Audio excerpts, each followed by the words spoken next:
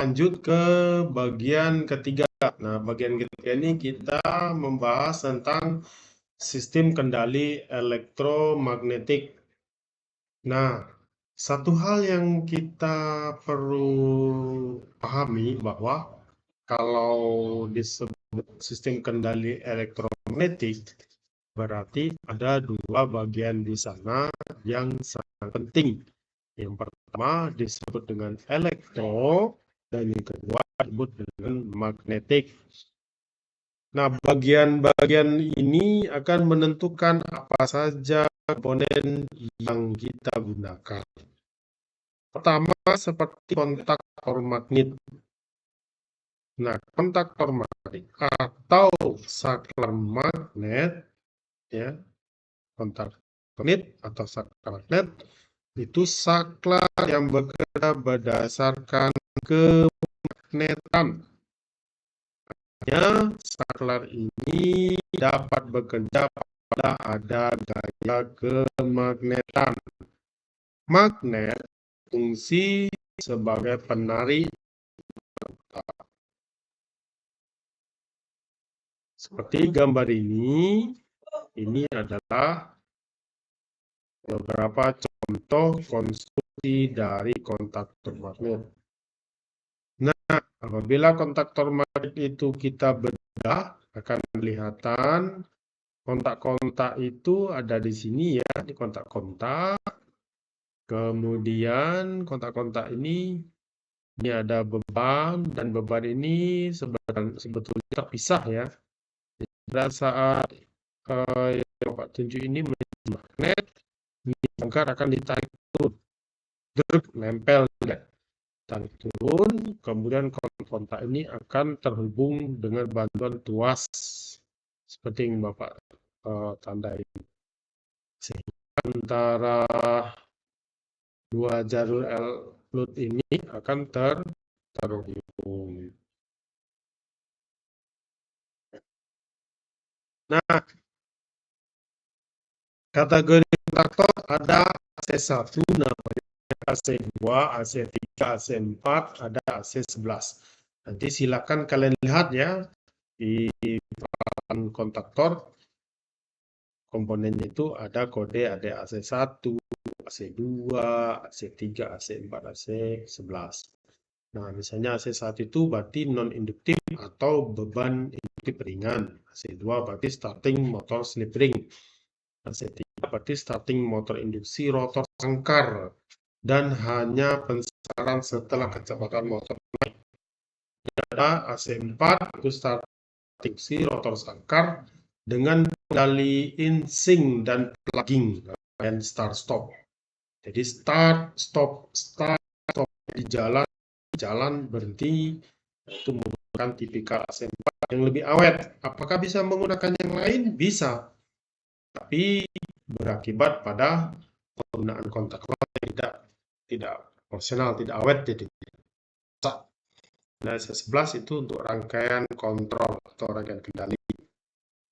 Ingat, ada kontaktor nanti dua macam yang pernah kita pelajari, yaitu kontaktor utama dan kontaktor bantu. Yang kedua, termasuk dalam sistem kendali elektromagnetik adalah push button.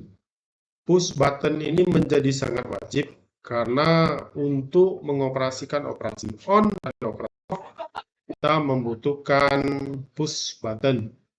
Push buttonnya dua macam, ada push button ada push button DNO, berarti AC normally close.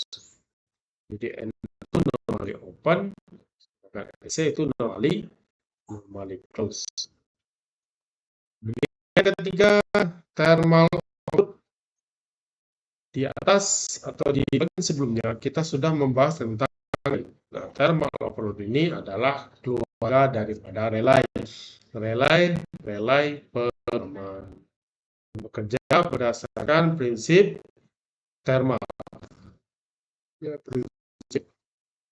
Apabila terjadi perubahan, maka terjadilah perubahan thermal atau perubahan panas pada bimetal, sehingga bimetal akan melengkung, lalu akan menggerakkan kontak-kontak mekanik pemutus pada rangkaian 8 menutup. Penyebab terjadinya thermal overload misalnya terlalu besar beban mekanik pada motor, dan arus start yang terlalu tinggi atau terlalu besar, atau motor berhenti secara mendadak. Menyebabkan terjadi lonjakan arus. Kemudian terbukanya salah satu fasa itu menyebabkan over current atau putaran motor jadi tidak terkendali. Ini bengkel praktek. Kemudian yang keempat itu lampu indikator. Lampu indikator ini merupakan komponen yang digunakan sebagai lampu tanda atau pilot lamp. Lampu tanda yang memberikan informasi rangkaian bekerja atau rangkaian sedang dalam keadaan tidak bekerja. Ini contoh penggunaan indikator. Rangkaian ini ada M, MA sebagai latching, kemudian itu indikator dan dipasang overload. Begitu juga dengan gambar ini sama. Jadi pada saat latchingnya terhubung, kemudian MA, MB, ini C dan A bisa nyala atau putus. Kalau yang di sini dicontohkan ini menyala, ini padam, ini sebenarnya dulunya padam.